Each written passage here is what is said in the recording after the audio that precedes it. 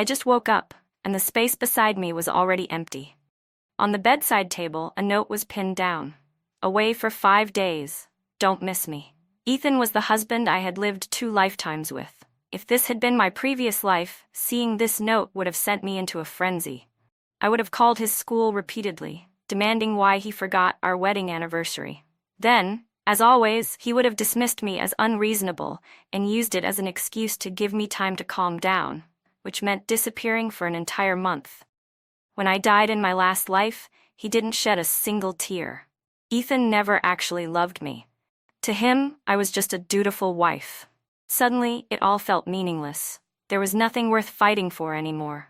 I got up, handed my daughter to my mother-in-law, then casually pulled out $200 bills from the drawer and stepped outside. Now that I was 20 again, I wanted to dress up a little. In my past life, I sacrificed everything for my family. After having my daughter, I cut my hair short, never spent money on new clothes, and didn't dare touch a single cent of Ethan's money for myself. Every day, I wore the simplest shirts and cotton pants, tied to the kitchen like a servant. By the time I turned 50, Ethan's daughter from his affair at school had started a company. The family finally had money, but just as I thought about dyeing my hair, I collapsed unexpectedly, diagnosed with terminal lung cancer. My head was shaved bald. I envied the young girls with their beautiful curls. Now that fate given me another chance, I was going to live my life differently. I was going to get a perm. With a carefree flick of my hand, I pulled out the cash and sat down in the salon. The walls were covered with posters of trendy Hong Kong celebrities. I pointed at the most stylish one. Make it look like this. The scent of perm solution felt new to me. I closed my eyes, enjoying the slow transformation. When it was done, everyone in the salon gasped in admiration. "You look stunning, miss." I stared at my reflection in the mirror and smiled genuinely. I had always been beautiful. It was just that 30 years of exhaustion had made me forget to love myself. "Thank you, ma'am. Is there a good shopping mall nearby?" "Oh, right across the street, Mayday Mall." "A girl as pretty as you should be wearing jeans." "Haha, you're absolutely right." I spent over $100 on new clothes and changed into a strappy top, paired with low-waisted jeans on the spot. Across from the mall was the first-ever Haagen-Dazs shop in the city. Each ice cream cost $10. It felt a little too expensive. "Make it 2. I'll treat this young lady here as well." Somehow, a trendy-looking man had appeared beside me. He had small tiger teeth and bore a striking resemblance to a young Leonardo DiCaprio. "This doesn't seem right. It would be my honor to buy such a beautiful lady some ice cream." He gave me a gentlemanly wave of his hand. I accepted the ice cream and took a small lick. So sweet. He lingered by my side, clearly trying to strike up a conversation. "There's a new movie playing. Interested in watching it together?" I sighed inwardly. Who would have thought that after a little makeover, even an old woman like me still had some charm left? But unfortunately, I was already married. "Sorry, I don't have time." "Oh, I see. I just thought a bold and modern lady like you would love Titanic." Wait, I suddenly remembered. This was the year Titanic was released for the first time in the country. In my last life, I begged Ethan to go watch it with me. He refused, even mocked me for wasting money on such a trivial thing. "Sorry, I'm not interested in pointless romance films." I could only watch helplessly as the movie left theaters, crying alone at home all night. It was a regret I never got over. Can I buy a ticket from you?" The man waved it off. "No need," I insisted, shoving $20 into his hand. He smiled helplessly and walked into the theater with me. For the first time, I finally saw my favorite movie on the big screen. When the male lead sacrificed himself to save the female lead, I couldn't hold back my tears. I had always longed for a man to love me the way Jack did, but when I thought about Ethan, I felt so wronged. Tears welled up in my eyes, and the man beside me panicked when he saw me cry. He fumbled to pull out a handkerchief and handed it to me. After the movie, I no longer felt like shopping.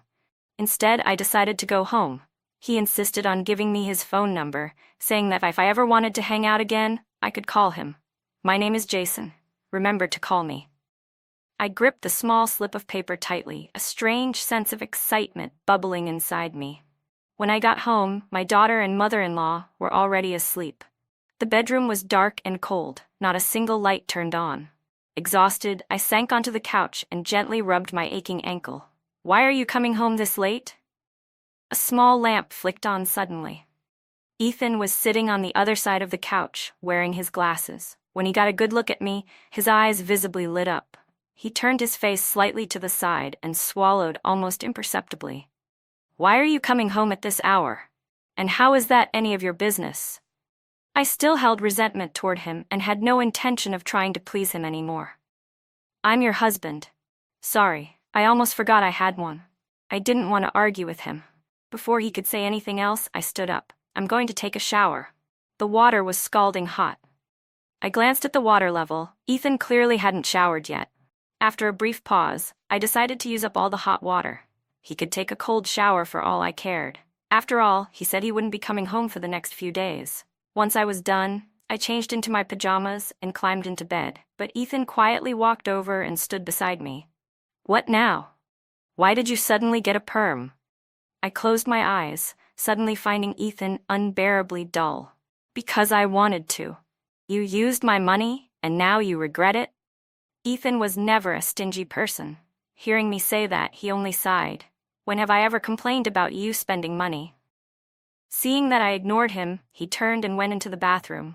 As soon as he turned on the water, there was a soft, almost involuntary sound from inside. I couldn't hold back my laughter. Seeing Ethan, a serious math professor, struggling with a freezing cold shower gave me an indescribable sense of satisfaction. He finished quickly. His hair was still damp as he stepped out, dressed in cotton pajamas. Without his glasses, Ethan, who was extremely nearsighted, could barely see. He usually left his glasses on the sink outside the bathroom, but today they must have fallen to the floor, because he couldn't find them. "Hey," he called out to me, his voice always polite. "Can you help me find my glasses?" He stood there, looking a little lost. His usually cold and composed face was slightly flushed from the icy water, his nose tinged pink. Back then, I had loved Ethan's handsome face so much that I willingly gave him everything. But now, I was sick of it. There were countless good-looking men in this world. Even Jason, the guy I met today, wasn't any worse than him. "Find them yourself." I was too tired to get up. Ethan clearly didn't expect that response. He hesitated for a moment before kneeling on the floor, blindly searching for his glasses. The moment he finally found them, I reached out and turned off the light with a click. "Can't see now? Too bad. It's too bright and messing with my sleep." My voice was cold. Ethan had no choice but to slowly make his way to the bed. He lifted the blanket and climbed in, his body radiating cold air. It had been a long time since I felt the warmth of Ethan's young body. In my past life, I was obsessed with him. Every night I would reach out to touch him, but he always pushed me away, irritated. Later, as he aged, I stopped trying. Lying beside me now, his breathing gradually steadied. "You're not going to ask why I came home today?" I didn't care. Ethan turned slightly, reaching for my hand. "Emily, can you shut up?" He clearly froze for a moment. "I'm tired. I'm gonna sleep." This was the first time I had ever spoken to Ethan like this. In the past, I had always been obedient, accommodating his every whim. Ethan clearly couldn't accept this sudden change in me. He must have thought I was upset because he missed our anniversary today. "Sorry, something came up at school, and I forgot today was our anniversary," he explained, as if trying to make amends. But as soon as I remembered tonight, I rode my bike back right away. I was stunned. Ethan actually felt the need to explain himself. Was the sun rising from the west today? "It's fine," I said indifferently. "Didn't you want to see a movie? I took the day off tomorrow. I can go with you." "No need. I already watched it today." Ethan frowned slightly, his voice dropping a notch. "Can I ask who you went with?" I exhaled sharply, annoyed. "Why are you talking so much today?" "Professor, don't bother taking time off tomorrow. I already have plans." With that, I turned away and settled into bed. I thought I would have trouble sleeping, but now that I had a healthy body again, I no longer felt like I was being pricked by needles, and my mind was free from the hazy fog of illness. Before I knew it, I drifted off into the most peaceful sleep I had had in years, without a single nightmare. I didn't even notice Ethan tossing and turning beside me all night. The next morning, when I woke up, Ethan was still lying next to me, already awake. He rested his head on his hand, watching me, his glasses perched on his nose. I had no idea when he had put them on. The moment he saw me looking, he instinctively averted his gaze and coughed. Sunlight streamed through the blue floral curtains I had carefully chosen, casting a warm glow over my skin. In that moment, it finally felt real. I really had been reborn. I was young again. Even the sunlight in the 90s felt warmer than it did in my old age. I couldn't help but smile. I had completely forgotten how it used to feel. If this had been the old me, I would have immediately fussed over Ethan, worrying about his pale complexion and persistent cough. Suddenly, Ethan's hand reached out as if to touch me. I turned to him. He looked unwell, a little dazed. Back then, whenever we shared a bed in the morning, I would always take the initiative to kiss him. Ethan leaned in slightly, clearly waiting for me to do the same. His hair was messy, his eyes misty, and even his lips looked rosier than usual, as if he had put on lipstick. I shoved his face away. I refused to degrade myself anymore. "No morning kiss today?" he murmured. I let out a cold laugh. "Didn't you used to hate kissing in the morning?" "I never said I hated it. I can tolerate it." His voice was slightly hoarse, but his tone was serious. I scoffed. "What do you mean, can tolerate it? Are you my boss?" "Then, you take the lead," he said, his dazed expression suddenly turning clear, like he had snapped out of whatever trance he was in. He was obviously stunned. "Why should I always be the one to take the initiative?" I shot back. "Don't you have a mouth?" For years, every moment of intimacy had been something I had to beg him for. I had done it because I loved him, not because I was desperate or weak. Ethan silently withdrew. It was obvious he didn't love me. Even initiating something as simple as a kiss was too much effort for him. I glanced at the thin blanket covering his body. He was clearly struggling, but I just smirked inwardly. "Then you can just deal with it yourself." I changed out of my pajamas, grabbed the new clothes I had bought yesterday, and headed toward the bathroom to wash up. "Emily?" Ethan suddenly called from behind me. "I think I have a fever." "Then go see a doctor," I said flatly. "What do you expect me to do? Cure you?" Before I was diagnosed, I often had low-grade fevers. I had once asked Ethan to take me to the hospital. His response back then had been just as indifferent as mine was now. Now, I was just giving him back the exact same words he once said to me. Ethan looked completely taken aback, as if struggling to process what had just happened. Slowly, he sat up, rubbing his forehead as if lost in thought. He got out of bed and reached for a clean shirt. But when he touched the bedside table, he realized something. There were no clothes there. Nothing had been prepared for him like before. He parted his lips slightly as if he wanted to say something. Ethan clearly wanted to call me back, but I had already pushed the door open and walked out. I'm done serving this man. Not for another second. I only washed my own clothes, tossing his underwear as far away as possible. There was no way I was scrubbing that for him. Just then, my mother-in-law returned with my daughter. Seeing me doing the laundry, she walked over with a warm smile. "Let me do it." Ethan might have treated me with cold indifference, but my mother-in-law had always been good to me. If not for her help, I probably would have died even earlier in my past life. "It's fine, I'm almost done," I said. But she insisted, prying the clothes from my hands and giving me a meaningful look, signaling me to go inside. "Don't be mad at Ethan," she whispered. "I gave him a good scolding yesterday. He knows he was wrong. Why don't you two make up and celebrate your anniversary today? Whatever you want, just ask him for it." Following her gaze, I glanced toward the bedroom. Ethan was fixing his tie. The moment he noticed me watching, he forced out the most awkward, stiff smile I had ever seen. "There's no need," I said flatly. "The anniversary is already over." I turned back to my mother-in-law. "I have plans today." I had long since outgrown the fantasy of anniversaries. Now that I had a second chance at life, I only wanted to make up for everything I once regretted. As for men in love, they can all go to hell. I decided to get my ears pierced, wear beautiful earrings, and then see if I could find some of my favorite cassette tapes. This is my new life now. The cold tip of the piercing needle pressed against my earlobe, and I nodded in approval. I thought it would hurt more, but it was barely more than a mosquito bite. "Miss, take a look. What kind of earrings would you like?" Behind the glass counter, a dazzling array of earrings caught my eye, Large, exaggerated hoops, glittering studs, intricate designs. This one. And that one. And those two. I'll take them all.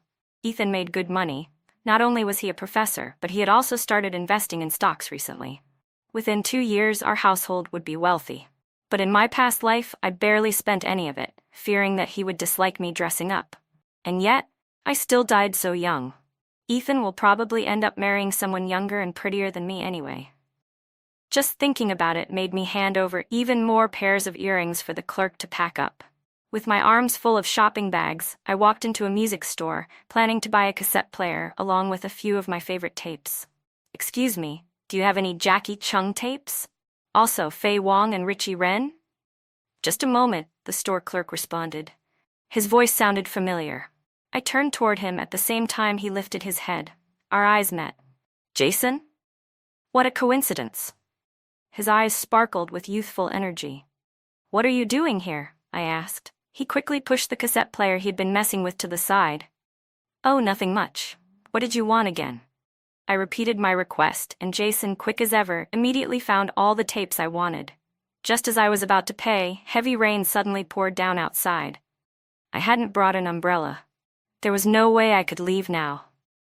Jason glanced at the cassette player in my hands. "Why don't we test it out? See if the tapes work properly?" I nodded. Might as well. No rush now. He unwrapped the packaging, slid the tape inside, and pressed play.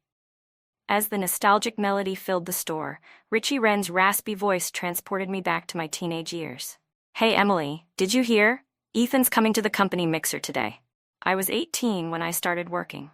That year, my workplace held a company mixer. Rumor had it that Ethan would be there. He was the boss's son, and I had seen him a few times when he came looking for his father, a university student, handsome beyond words. The first time I laid eyes on him, I fell in love. But I didn't dare talk to him. The second time we met, I fell and hurt my leg. Ethan happened to be there. He carried me to the hospital. The scent of laundry detergent on his clothes was fresh and clean. That company mixer was the third time I saw Ethan. Knowing he would be there, I spent all my savings on a red mini dress. I even begged a friend to do my makeup, an ultra-trendy Hong Kong-style look at the time, all glittery and radiant. At the mixer, Ethan sat quietly in the corner while I performed on stage, singing Richie Ren's "Hey, Girl Across the Way, Look Over Here." My plan was simple: finish my song, then go confess to him. But as I was singing, Ethan suddenly got up and left. Panic surged in me. Without thinking, I dropped the microphone and hurried after him, trailing behind carefully, only to witness him chatting animatedly with a girl dressed in a school uniform. They laughed together, completely immersed in conversation. The moment Ethan saw me approaching, his smile faded. "What's wrong?" he asked. I swallowed, forcing myself to speak. "I'm Emily Lynn. I work at your father's factory, just a regular employee." Ethan adjusted his glasses, signaling me to continue. "I like you." "Can I be your girlfriend?" Ethan didn't answer. Instead, the girl beside him let out a chuckle. "Ethan, you're really popular, huh? Even girls outside of school like you." His expression darkened immediately. "Go home," he said. I hesitated, looking back at him several times as I left. His brows never once relaxed. That girl, clean, simple, and well-educated, lingered in my mind, making me feel unbearably garish and cheap in comparison. Not long after, I quit my job and dedicated myself to studying just to get into a community college. Our schools weren't the same, but they were close enough. Whenever I had free time, I would chase after him, waiting, hoping. It took 99 confessions before Ethan finally agreed to marry me. It wasn't until I was dying that I learned why he had accepted my confession at all. Because that girl, the one who had laughed at me, had gone abroad. She came back once while I was in the final stages of cancer. Ethan spoke to her on the phone that night while I lay in bed, pretending to be asleep. I overheard her voice. "I don't mind that you've been married before." That was all she said, and yet those words shattered me. Miss, are you okay?" Jason snapped his fingers in front of me, his eyes full of concern. I had unknowingly started crying again. Embarrassed, I turned my back to him, wiping my tears with the back of my hand. I had loved Ethan for so many years, only to realize in the end that I was nothing more than a backup plan. If that girl had never left the country, Ethan probably wouldn't have even humored me. The thought twisted my heart painfully. But just then, the bright, crisp sound of a guitar filled the room. "Hey girl across the way, look over here." I turned around. Somehow, Jason had pulled out a guitar and was now strumming lightly, flashing me a playful wink. I couldn't help it, I laughed. In all my years, this was the first time a man had ever sung to me while playing a guitar, and it just happened to be my favorite song.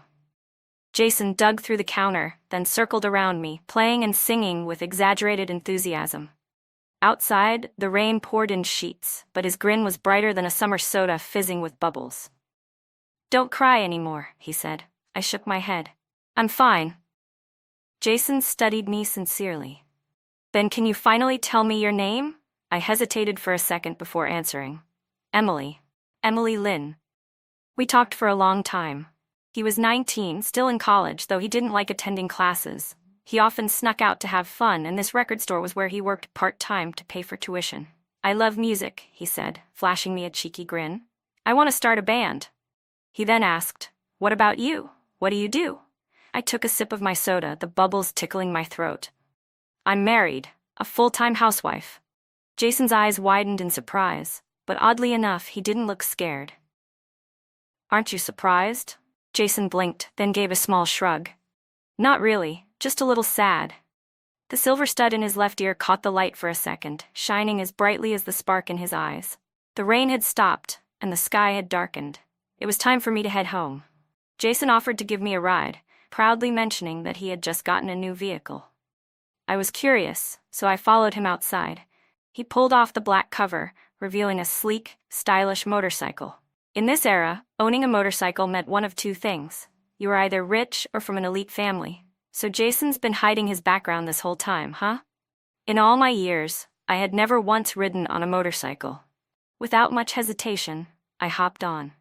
As the wind rushed past me, I finally felt like myself again, like the Emily Lynn I used to be, full of passion and freedom, doing whatever I pleased. But unfortunately, the ride ended too soon. Jason, being considerate, stopped at the entrance of the alley, knowing it wouldn't be proper to drop me off directly at my house. "Emily, if you ever feel down, just give me a call." He made a playful phone gesture with his hand. I smiled, nodding, then removed the helmet and handed it back to him before heading inside. When I got home, Ethan was still waiting for me. His fever had worsened. He lay in bed, his face flushed red. The moment he saw me open the door, he tried to sit up, but immediately lost his strength and fell back down. Still, he smiled at me. I frowned. "What are you smiling about?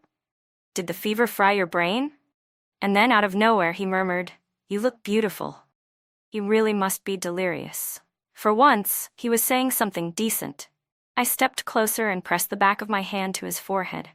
He was burning up. Ethan instinctively reached up and covered my hand with his own. "Emily," he whispered hoarsely, "I want to kiss you." With that, he lowered his head and kissed my fingers. Oh my God, he's not sick, he's just acting desperate. Disgusted, I yanked my hand away. Sleeping in the same bed with him suddenly felt unbearable.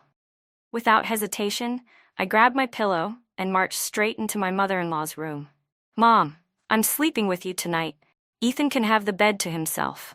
From that night onward, I started going out with Jason every day. I completely treated Ethan like he was invisible. No matter what he did, whether he lounged around shirtless, pretended to be weak and pitiful, or tried to flirt with me in his awkward, half-hearted way, I remained utterly unmoved, like a saint resisting temptation. Spending time with Jason made me realize just how much of life I had missed in my past life. With his group of friends, we formed a band. We rode motorcycles across the city, gathering inspiration for our music. We watched the sunrise by the ocean, capturing the perfect shot for our first album cover. Under the setting sun, we drank beer and dreamed about the future. This was a world I had never even touched before. Trapped as I had been by my marriage and my responsibilities. Now that I was truly living for myself, I finally understood my last life had been completely wasted. That night, I came home later than usual. As always, Jason dropped me off at the alley entrance. But under the streetlight, a tall figure slowly walked toward us. Jason's usual playful smile froze. "Emily." I turned around and finally saw the face of the approaching figure. At the same time, I heard Jason murmur in shock, "Professor?" Ethan was Jason's teacher? Ethan's expression was cold and rigid. His tone was just as harsh. Why aren't you in class? What are you doing here? Jason, unfazed, pointed at him. Wait, don't tell me he's your husband? I nodded. Jason whistled. No wonder you were crying so much back then. You're married to the infamous cold-faced king. It was obvious that he and Ethan didn't get along. I sighed. Forget it, Jason. Just head back to school. I gently pushed him away, hoping to avoid any unnecessary conflict. Ethan, however, spoke again. Were you crying? His voice was sharp, interrogative. Why would she cry? Jason shot back. If you were good to her, would she have any reason to? Ethan's jaw tightened, his gaze turning icier. And Emily is what you call her now? His voice was laced with disdain as he coldly glanced at Jason, silently ordering him to leave.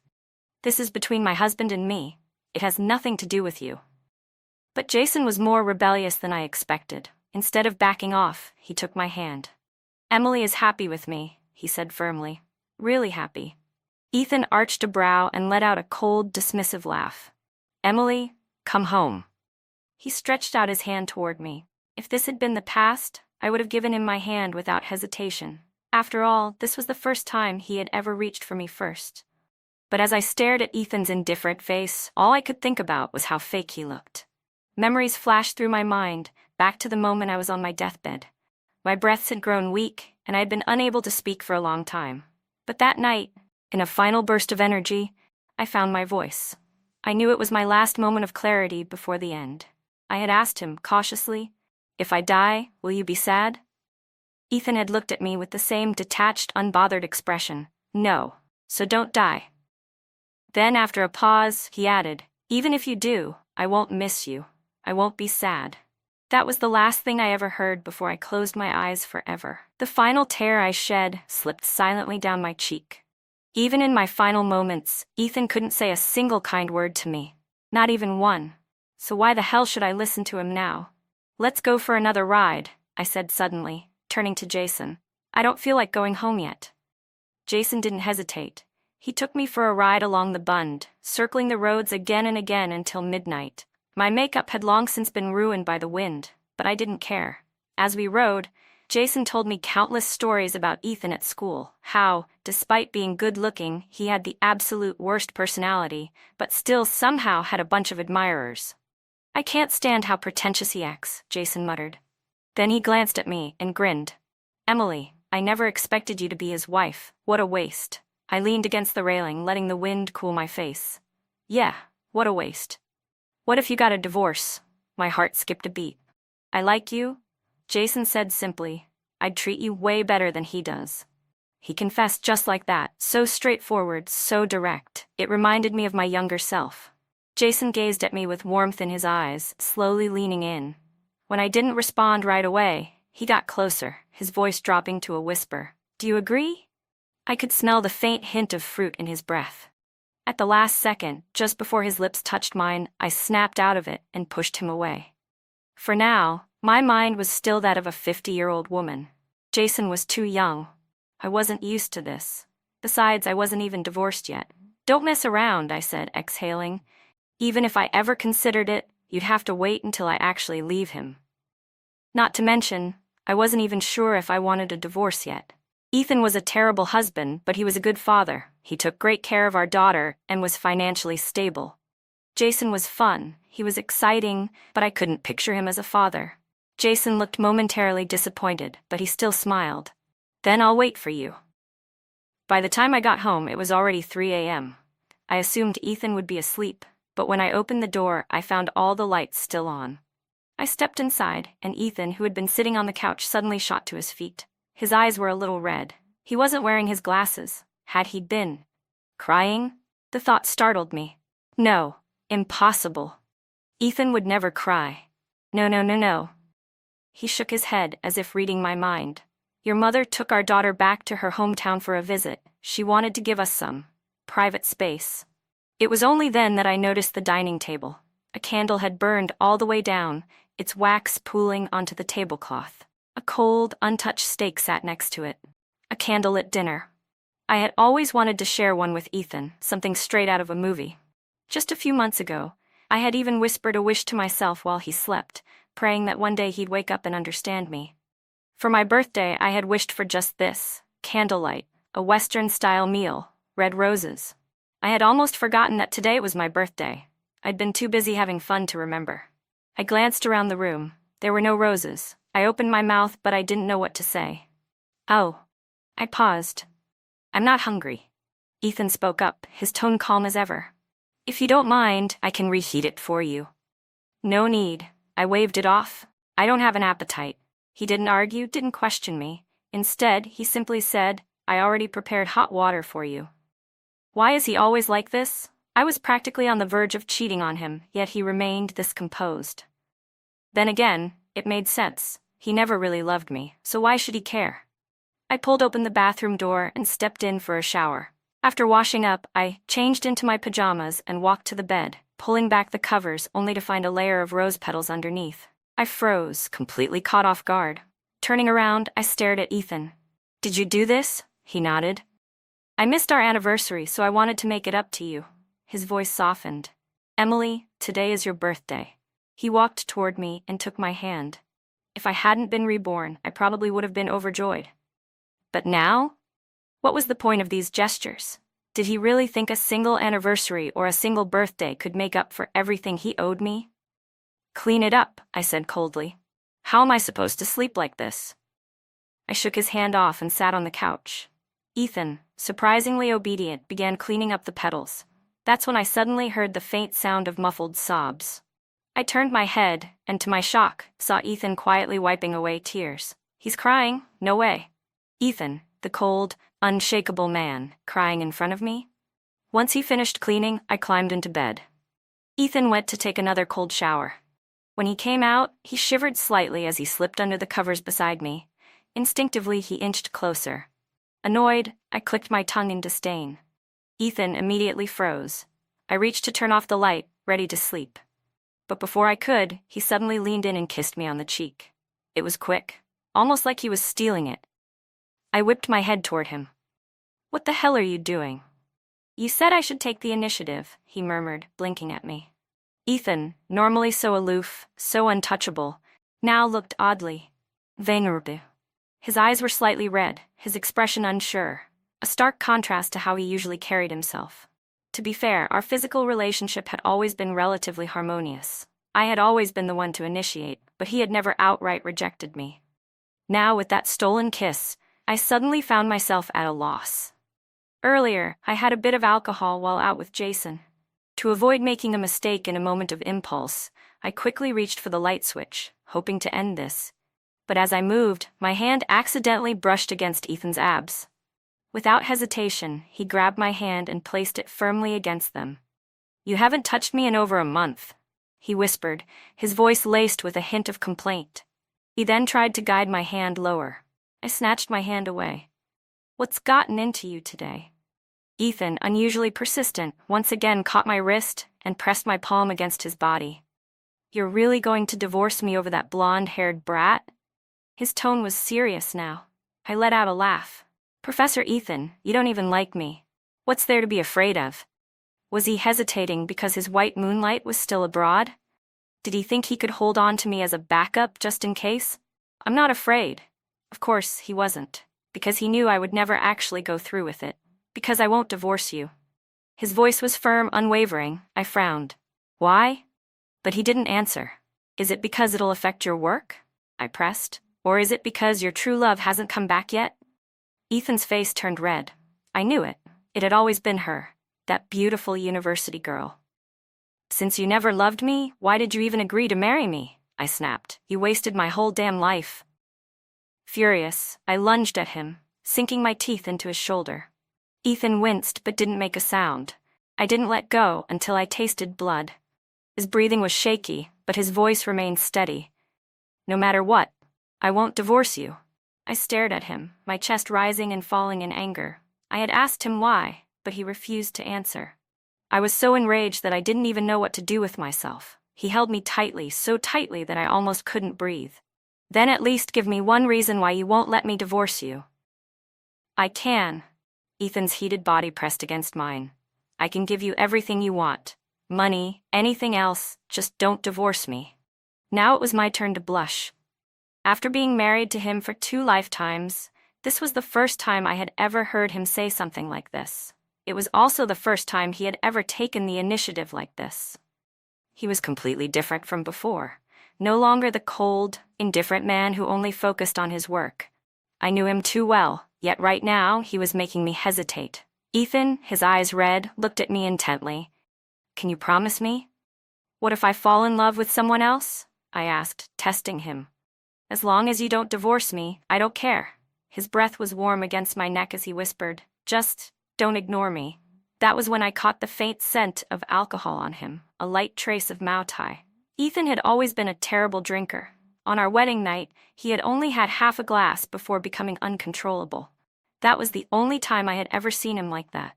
No wonder he was acting this way tonight. So he drank. But why? Because he was upset?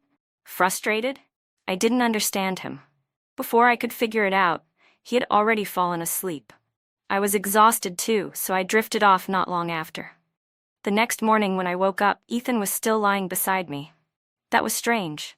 He was usually busy with work. Why wasn't he rushing off to school? When he noticed I was awake, he immediately flipped over and pressed himself against me again. "Can we do it again?" he murmured. I wanted to refuse. But when I reached out to touch his forehead, I found that he no longer had a fever. The alcohol from last night had long since worn off. That meant he was completely sober now. Ethan was acting odd. For a man who had never truly cared about me, why was he suddenly like this? "Focus, Emily," he muttered, his voice husky. But I was already distracted. I continued going out with Jason, sometimes bringing my daughter along. Ethan still went to work every day, but at night he would follow me. He wouldn't approach me, just stand at a distance, watching, always watching, like a silent, lurking ghost. At night, in bed, he gradually let go of his restraint, willing to give me whatever I wanted. But none of it moved me. Jason and I had finalized our plans to start a band. I also told Ethan I was moving out. Yet before I could even finish packing my things, a motorcycle pulled into the yard. Ethan had ridden a bicycle his entire life. In my last lifetime, he never even learned how to drive a car. "You like them, don't you?" He patted the seat of the bike. "So I bought one. If you don't want to ride with Jason, you can ride with me instead. So there's no need to move out, right?" I didn't understand. This version of Ethan, the one who had suddenly changed so drastically, made no sense to me. I needed answers. "Let's talk," I said, dragging him inside and locking the door behind us. Ethan immediately stiffened. Before I could even begin, he spoke first. "No matter what, I won't agree to a divorce. If you have complaints, make a list. I'll change." He hesitated. "Other than my age, I can't do anything about that. But everything else, I can fix it." "Why?" My voice was cold. Ethan frowned, lips pressed tightly together, refusing to answer. "Why were you so awful to me before?" My voice trembled with anger. "I had already given up on you, and now you decide to be good to me?" I clenched my fists. "You just don't want me to leave, do you?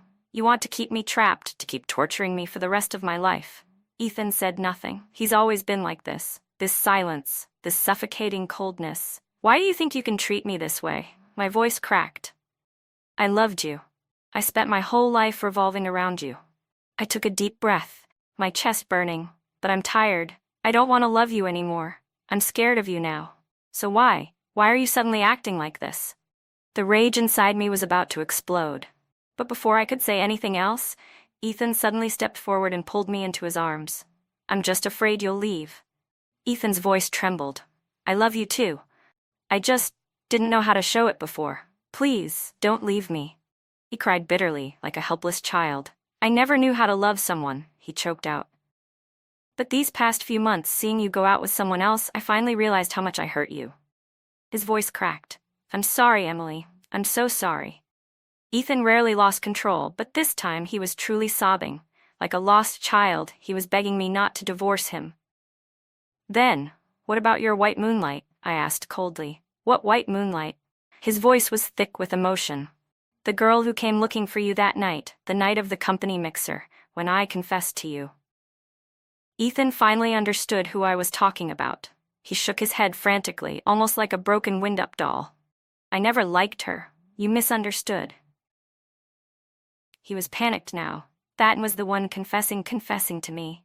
We were in the middle of that conversation when you showed up. I just wanted to deal with it first. His explanation came too late. After all the wounds, all the heartbreak, I was only now getting the truth. You liked me, I said, my voice shaky. You didn't want to lose me, so why did you treat me that way? Ethan lowered his head and shook it slowly. I didn't know how to be with you. His voice was hoarse. I was never good at saying sweet things. I didn't know how to take the initiative to hug you, to kiss you. I felt awkward just thinking about it, but every time you said those things to me, every time you did those things, I was happy. His face was flushed red as he spoke. I thought it could go on like this forever, he murmured. But I never imagined that one day you'd get tired of me. He took a shaky breath. I deserve this. Then, before I could react, he suddenly dropped to his knees and slapped himself across the face. Shocked, I instinctively grabbed his wrist. What the hell are you doing? His fingers trembled under my grip. This past month, I've realized something, he said. If I'm the only one holding on, our relationship won't last. I finally understand. If I don't change, I'll really lose you. His voice turned desperate. So even if it's hard for me, even if it's embarrassing, I'll say it, Emily, I love you. His words left me stunned. I fell for you the first time I saw you, he continued. But I didn't know how to say it. I've always been bad at dealing with people. I have almost no friends. I never even attended mixers. If it weren't for you performing that night, I never would have gone at all. His words suddenly made me pause. Ethan was a university student at the time. He had no real reason to attend a factory mixer. I had never questioned it before. I can change, he pleaded. If that's not enough, you can go find Jason, or James, or John, whoever you want. His words became more chaotic, his voice trembling. As long as you don't abandon me. I can learn, he said, his hands clenching into fists. Like solving a math problem, there has to be a formula for this, right?